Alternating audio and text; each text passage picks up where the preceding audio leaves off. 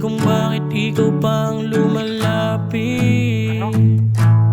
Masipag na lalaki ang hiling, kaya agad sa'yo na naakit. Pasensya na, di na para pagawin yung mga sakit na nadama mo sa dati mo na kasama. Malabo man sa una kasi